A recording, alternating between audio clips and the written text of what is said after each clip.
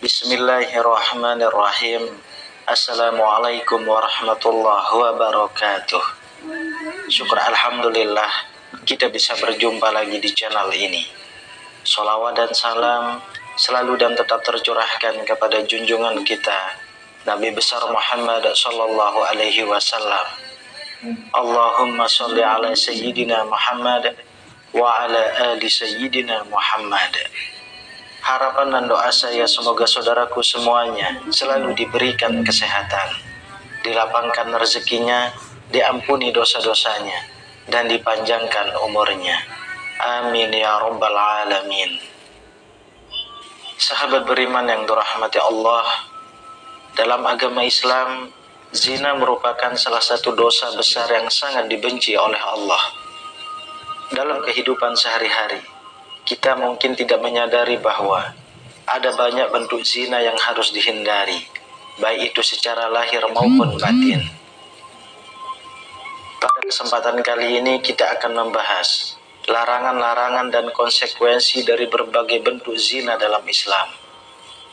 Kita akan melihat betapa pentingnya menjaga hati, pikiran, dan perilaku kita agar terhindar dari perbuatan yang melanggar aturan agama. Yang pertama, zina kolbi, yaitu zina yang terjadi dalam hati. Al-Quran dalam surah Al-Baqarah ayat 235 memberikan penekanan yang kuat terhadap pentingnya menjaga kebersihan hati. Dengan firman Allah, dan ketahuilah bahwa Allah mengetahui apa yang ada dalam hatimu, maka takutlah kepadanya.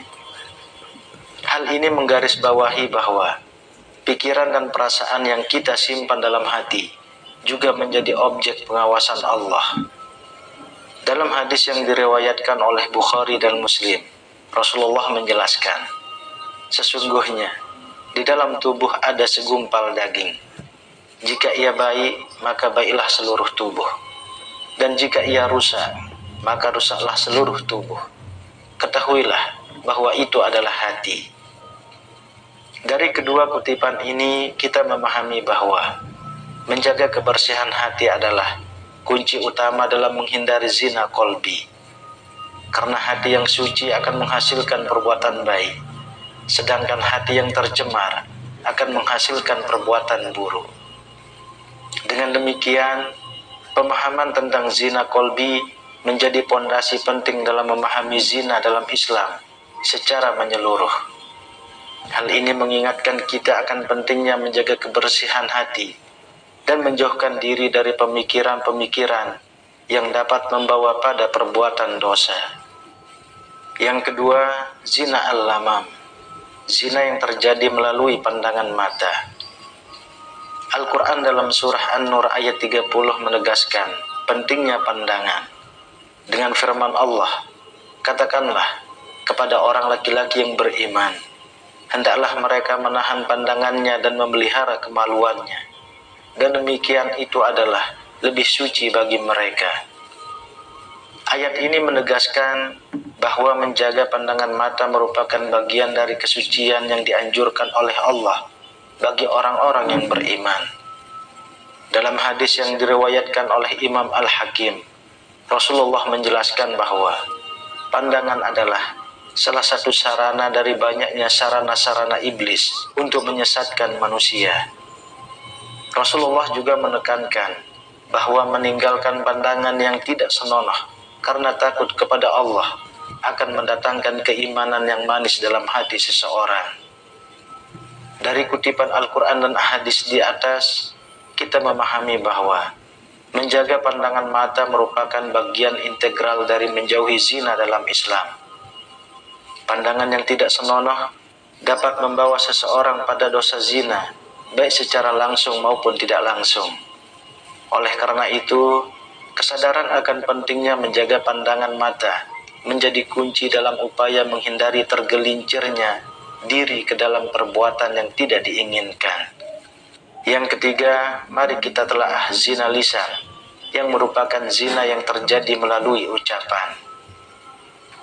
Al-Quran dalam surah Al-Isra ayat 53 menegaskan pentingnya menggunakan kata-kata yang baik dan benar. Dengan firman Allah, dan katakanlah kepada hamba-hambaku, hendaklah mereka mengucapkan perkataan yang lebih baik. Ayat ini mengajarkan kepada umat Islam untuk senantiasa menggunakan ucapan yang baik, yang sesuai dengan ajaran agama dan norma-norma sosial. Dalam hadis yang diriwayatkan oleh Bukhari dan Muslim, Rasulullah memberikan arahan yang sangat jelas mengenai pentingnya berbicara dengan baik. Dengan sabda beliau, barang siapa yang beriman kepada Allah dan hari akhir, hendaklah berkata yang baik atau diam.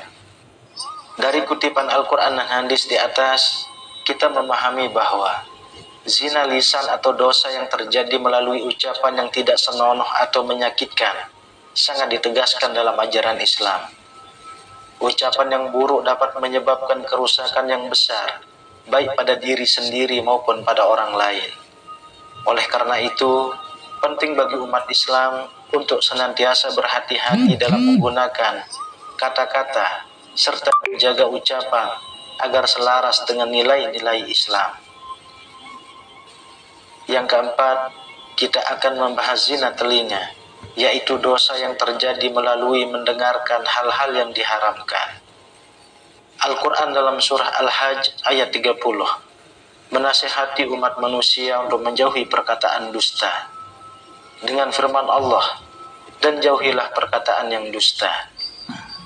Ayat ini mengingatkan kita bahwa tidak hanya ucapan kita yang harus dijaga, tetapi juga hal-hal yang kita dengarkan.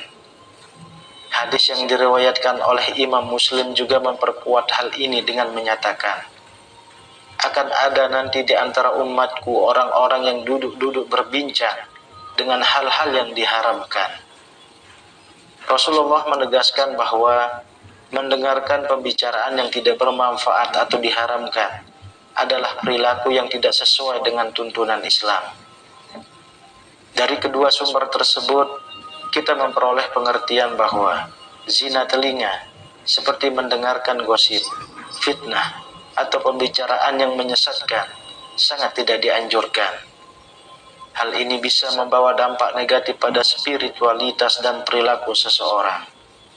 Oleh karena itu, sangat penting bagi setiap muslim untuk memilih secara bijak apa yang mereka dengarkan dan dari mana mereka mendapatkan informasi. Yang kelima, zina yadin, yaitu dosa yang terjadi melalui tangan. Al-Quran dalam surah Al-Isra ayat 32 menegaskan larangan mendekati zina. Dengan firman Allah, dan janganlah kamu mendekati zina. Sesungguhnya zina itu adalah suatu perbuatan yang keji dan suatu jalan yang buruk. Ayat ini menegaskan larangan tegas terhadap tindakan zina, termasuk melalui sentuhan fisik. Hadis yang diriwayatkan oleh Imam Muslim juga memberikan penegasan mengenai zina yang dilakukan melalui tangan. Dengan sabda Rasulullah, dua tangan juga melakukan zina, dan zinanya adalah sentuhan. Dari kedua sumber tersebut, kita memahami bahwa tindakan zina yang dilakukan melalui tangan, seperti menyentuh lawan jenis tanpa hak atau melakukan tindakan fisik yang tidak senonoh, sangat dilarang dalam Islam. Hal ini menggarisbawahi pentingnya menjaga kebersihan tindakan fisik dan menghindari perbuatan yang dapat membawa pada dosa zina. Yang keenam, zina kaki, yaitu dosa yang terjadi melalui langkah-langkah yang menuju tempat yang haram. Al-Quran dalam surah Al-Baqarah ayat 168 mengingatkan umat manusia untuk tidak mengikuti langkah-langkah setan. Dengan firman Allah, dan janganlah kamu mengikuti langkah-langkah setan. Sesungguhnya setan itu musuh yang nyata bagimu. Ayat ini menegaskan pentingnya menjauhi segala hal yang dapat membawa pada perbuatan dosa dan maksiat. Hadis yang diriwayatkan oleh Imam Muslim juga mengingatkan kita akan bahaya zina yang dilakukan melalui langkah-langkah menuju tempat maksiat. Dengan sabda Rasulullah, dua kaki juga melakukan zina, dan zinanya adalah berjalan menuju tempat maksiat. Dari kedua sumber tersebut, kita memahami bahwa langkah-langkah yang menuju tempat yang haram atau melakukan perjalanan untuk melakukan dosa adalah perbuatan yang sangat tidak dianjurkan dalam Islam. Hal ini menunjukkan pentingnya menjaga kebersihan dan kehormatan langkah kita, serta menjauhi segala bentuk perbuatan yang dapat membawa pada dosa. Ketujuh, zina al-lamam, yaitu zina yang sebenarnya dilakukan dengan kemaluan.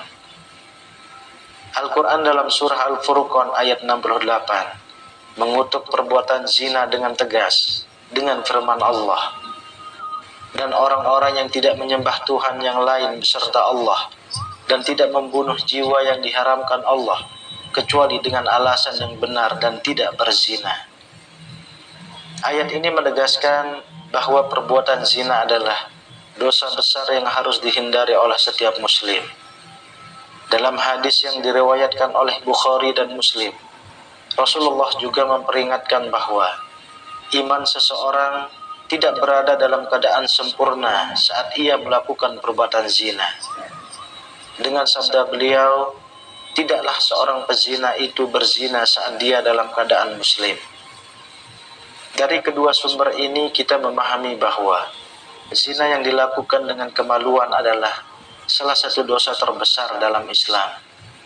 Hal ini tidak hanya merusak diri sendiri, tetapi memiliki dampak yang merusak masyarakat secara keseluruhan. Oleh karena itu, penting bagi setiap muslim untuk menjaga diri dari perbuatan zina dan selalu berusaha menjaga kesucian diri.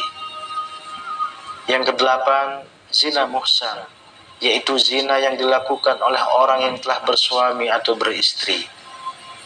Al-Quran dalam surah An-Nur ayat 2 menegaskan hukuman bagi mereka yang berzina, baik laki-laki maupun perempuan. Firman Allah Subhanahu wa ta'ala, perempuan yang berzina dan laki-laki yang berzina, maka deralah tiap-tiap seorang dari keduanya 100 kali dera. Dari ayat ini menunjukkan bahwa zina adalah dosa yang sangat serius dalam Islam dan dikenai hukuman yang berat. Dalam hadis yang diriwayatkan oleh Imam Muslim, Rasulullah menjelaskan hukuman bagi pelaku zina, baik yang belum menikah maupun yang sudah menikah.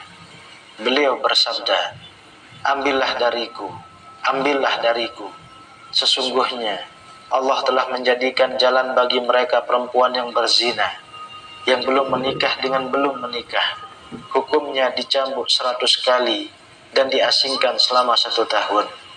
Dan yang sudah menikah dengan yang sudah menikah, hukumnya dicambuk 100 kali dan dirajam. Dari kedua sumber tersebut, kita memahami bahwa zina oleh orang yang telah bersuami atau beristri adalah pelanggaran serius terhadap norma-norma moral dan hukum Islam. Hukumannya sangat berat sebagai bentuk penegakan keadilan dalam agama Islam. Kesembilan, zina ghairu muhsan, yaitu zina yang dilakukan oleh orang yang belum bersuami atau beristri. Al-Quran dalam surah An-Nur ayat 2 menegaskan hukuman bagi pelaku zina, baik laki-laki maupun perempuan, dengan firman Allah Subhanahu wa ta'ala, perempuan yang berzina dan laki-laki yang berzina, maka deralah tiap-tiap seorang dari keduanya 100 kali dera. Dari ayat ini menunjukkan bahwa zina adalah dosa yang sangat serius dalam Islam dan dikenai hukuman yang berat tanpa memandang status perkawinan. Dalam hadis yang diriwayatkan oleh Imam Muslim, Rasulullah menjelaskan hukuman bagi pelaku zina yang belum menikah. Beliau bersabda, ambillah dariku, sesungguhnya Allah telah menjadikan jalan bagi mereka perempuan yang berzina, yang belum menikah dengan yang belum menikah, hukumnya dicambuk 100 kali dan diasingkan selama 1 tahun. Dari kedua sumber tersebut, kita memahami bahwa Zina oleh orang yang belum bersuami atau beristri tetap merupakan pelanggaran serius terhadap norma-norma moral dan hukum Islam. Hukumannya sangat berat sebagai bentuk penegakan keadilan dalam agama Islam. Kemudian yang ke-10, kita bahas zina perselingkuhan, yaitu pengkhianatan dalam pernikahan. Al-Quran dalam surah Al-Mu'minun ayat 8 menekankan pentingnya memelihara amanah dan janji. Dengan firman Allah, dan orang-orang yang memelihara amanat-amanah dan janjinya. Ayat ini mengingatkan bahwa setiap orang harus menjaga komitmen dan janji yang telah diucapkan termasuk dalam konteks pernikahan.